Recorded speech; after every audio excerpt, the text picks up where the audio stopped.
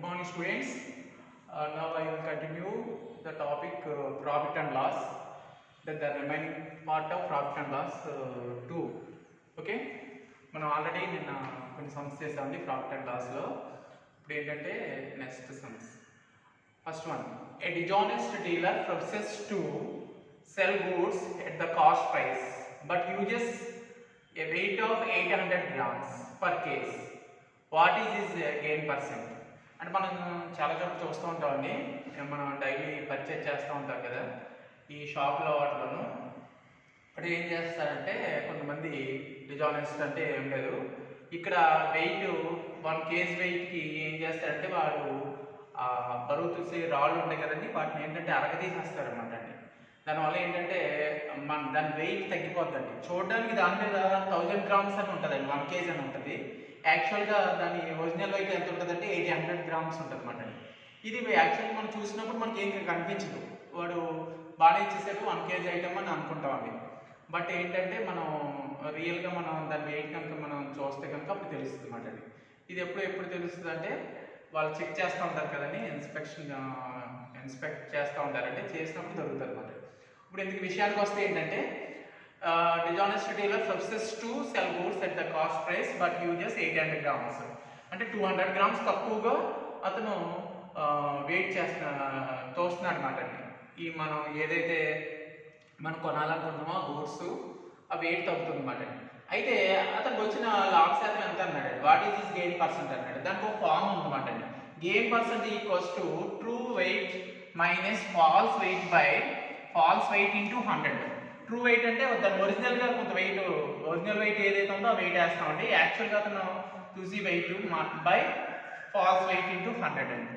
ఇక్కడ from given ఇక్కడ ఏంటంటే ట్రూ వెయిట్ అంటే 1 kg అంటే ఎంత అండి మనకి 1000 grams అండి. 1000 grams మైనస్ 800 grams అంటే రెండు కూడా సేమ్ యూనిట్స్లో ఉండాలి కాబట్టి మనం ఇలా తీసుకుంటాం అండి. 1000 మైనస్ 800 grams. ఫాల్స్ వెయిట్ ఎంత అండి ఇక్కడ 800 grams అండి. 800 grams by this also false weight అంటే ఇది కూడా 800 grams అండి ఇంటూ 100.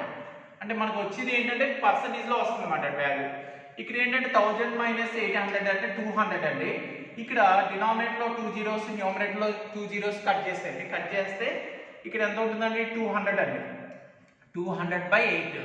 ఈ 8 అనేది 200లో 25 టేబుల్ ఎన్ని టైమ్స్ పోతుంది అంటే 25 టైమ్స్ పోతుంది అనమాట. 8 25 200 అండి. అంటే వచ్చింది ఎంత పర్సంటేజ్ అంటే అతనికి 25% గెయిన్ చేశాడు అనమాట. ఇదండి మోడల్లో మనకి ప్రాబ్లం రావడానికి ఛాన్స్ ఉంటుంది. అలాగే నెక్స్ట్ మోడల్ అండి, సెకండ్ మోడల్. ఇది ఏంటంటే బాయ్ బైస్ 15 apples ఫర్ ₹20 అండి and cells 18 apples for 22 rupees అండి. 15 apples ఏమో 20 rupees కొన్నాడండి, అలాగే 18 apples ఏమో 22 rupees కొన్నాడండి. Find is gain or loss అంటున్నాడండి. ఓవరాల్గా అతనికి గెయిన్ వచ్చిందా లాస్ వచ్చిందా అనేది అడుగుతున్నాడు. అంటే దీనికి ఏంటంటే యాక్చువల్గా ప్రాసెస్ కాకుండా ప్రాసెస్ చేయొచ్చు కానీ ఇది లెంతీ ప్రాసెస్ అండి. దీనికి షార్ట్ కట్ మెథడ్ ఉందండి. ఈ షార్ట్ కట్ మెథడ్ ఏంటంటే బై యూజింగ్ టేబుల్ వేయచ్చండి, మామూలుగా కూడా చేయొచ్చు అనుకోండి. టేబుల్ ఏంటంటే జస్ట్ మనం ఇక్కడ 2 columns కింద తీసుకుంటామండి. ఇందులో ఏమో హారిజాంటల్గా పర్చేజ్ అండ్ సేల్స్ అని తీసుకుంటామండి. 2 columnsలో నెంబరు ప్రైస్ పర్చేజ్ అండి. అంటే 15 apples ఎంతకి వీతను కొన్నాడండి 20 అండి. అలాగే సేల్స్ అండి అంటే 18 apples ఎంతకి అమ్మేయడండి అంటే ఇక్కడ 18 apples 22 అండి. అండ్ సెల్స్ అన్నాడు కదండి, సెల్స్ 18 apples ఫర్ 22 అండి. అయితే ఓవరాల్గా అయితే వచ్చింది గెయిన్ ఆ లాస్ అంటే జస్ట్ మనకి ఏంటంటే షార్ట్ కట్ మెథడ్ ఉందండి. ఆ షార్ట్ కట్ మెథడే ఫాలో అవుదాం మనం. ఈ షార్ట్ కట్ మెథడ్ ఏంటంటే జస్ట్ ఇక్కడ ఉన్న మీరు వాల్యూస్ చూడండి, అంటే difference between just cross multiplication of values మాట ఇక్కడ. అంటే ఇక్కడ ఏమవుతుందంటే either profit or loss, percentage of profit or loss కావాలనుకుంటే మనం ఏం చేస్తామంటే జస్ట్ క్రాస్ మల్టిప్లికేషన్ అంటే 15 into 22 మైనస్ 18 into 20 అండి. జస్ట్ ఈ విధంగానే చేయండి, ఏ ప్రాబ్లం అయినా సరే ఇదే ఫాలో అయిపోండి. అంటే ఇలా టేబుల్ కింద ఫామ్ చేసుకుని just difference between cross multiplication అండి, అంటే క్రాస్ మల్టిప్లికేషన్ చేయండి ఇంటూ 100 అండి. పర్సంటేజ్ కావాలి కాబట్టి మనకి ఇంటూ 100 అనేది కామన్ అండి. అవి వచ్చింది మనం పర్సంటేజ్లో చెప్తాం అన్నమాట. అయితే ఇక్కడ ఏమవుతుందంటే 15 into 22 minus 18 into 20 by 18 into 20 into 100. 15 22 330 అవుతుందండి, మైనస్ 18 into 20 అంటే 360 అవుతుందండి. హోల్ బై 18 into 20 అంటే 360 into 100. 330 మైనస్ 360 అంటే మైనస్ మనకి ఇక్కడ ఏమవుతుందంటే మైనస్ 30 వస్తుందండి. మైనస్ 30 ఇంటూ 100 అంటే ఈజ్ నథింగ్ బట్ మైనస్ 3000 అవుతుందన్నమాట. మైనస్ 3000 బై 360 అండి. ఇక్కడ మనం న్యూమరేటర్లో డినామినేటర్లో 0 కట్ చేయండి, 1 0 కట్ చేస్తారు. ఇంకా రిమైనింగ్ ఏంటంటే మైనస్ 300 బై 36 అండి. అప్రాక్సిమేట్గా ఎంత వస్తుందంటే మైనస్ 8.333 అలా రేకరింగ్ వస్తుందండి. దానికి అప్రాక్సిమేట్గా తీసుకుంటాం మనం. అంటే యాక్చువల్గా మీకు ఇంత ఆప్షన్స్ ఇస్తాడు కదండి, ఆప్షన్స్లో సిమిలర్ వాల్యూ నియరెస్ట్ వాల్యూ ఏదైతే ఉందో అదే తీసుకుంటాం అన్నమాట అండి. బట్ అప్రాక్సిమేట్ వాల్యూ ఇస్తాడు కాబట్టి మనకి ఇక్కడ ఏమవుతుందంటే మైనస్ 8.34 అవుతుందండి ఆన్సర్. మైనస్ 8.34% మాట అండి. అవి వచ్చింది ఏంటంటే ప్రాఫిట్ ఆర్ లాస్ పర్సెంట్. అయితే ఇది ప్రాఫిట్ ఆర్ లాస్ అనేది ఏ విధంగా చెప్తామంటే ఇక్కడ మనకి చిన్న పాయింట్ ఇచ్చాడండి. Since the sign is negative, ఒకవేళ నెగిటివ్ వచ్చింది అనుకోండి అది లాస్ కింద కన్సిడర్ చేయాలండి. సపోజ్ పాజిటివ్ వచ్చింది అనుకోండి అది ప్రాఫిట్ అవుతుందన్నమాట అండి.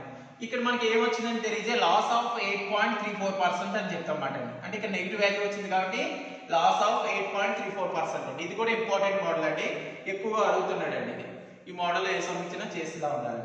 నెక్స్ట్ మోడల్ అండి, నెక్స్ట్ థర్డ్ సమ్.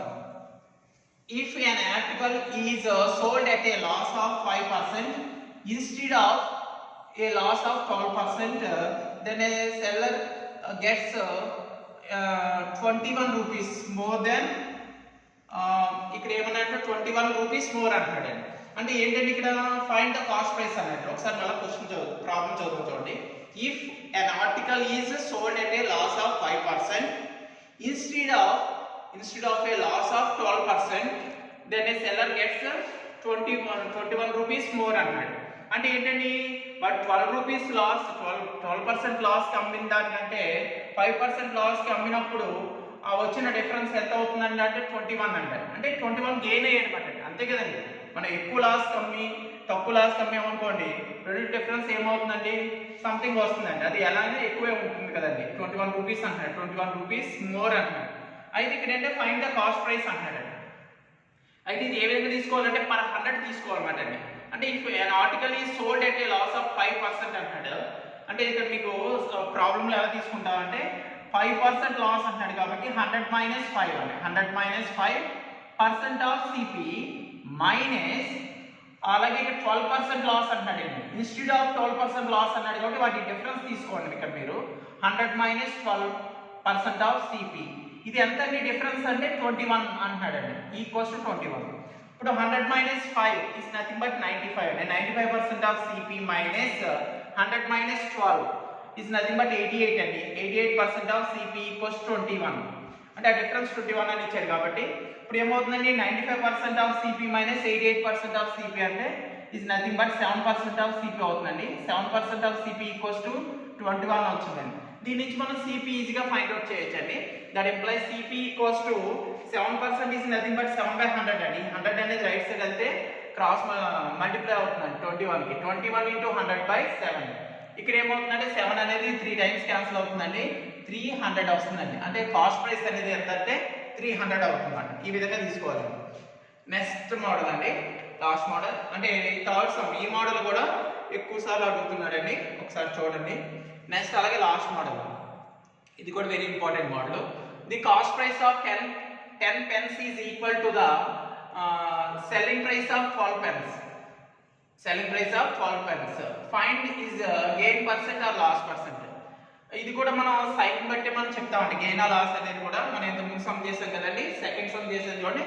అదే టైప్లో మనకి రిజల్ట్ నెగిటివ్ వస్తే లాస్ అని, అలాగే పాజిటివ్ వస్తే గెయిన్ అని చెప్తాం అన్నమాట. అయితే ప్రాసెస్ వేరండి, అది ప్రాసెస్ వేరు, ఇది వేరు ప్రాసెస్. ఇది ఏ విధంగా చేస్తామంటే ఇక్కడ మెయిన్ ఈ మోడల్ ఎలా ఐడెంటిఫై చేస్తారంటే మీరు ఈక్వల్ టు ద అనేది ఇస్తారండి. అంటే CP of some items is equal to the SP of some items అని ఇస్తాడండి, సమ్ ఆర్టికల్స్ అని ఇస్తాడు.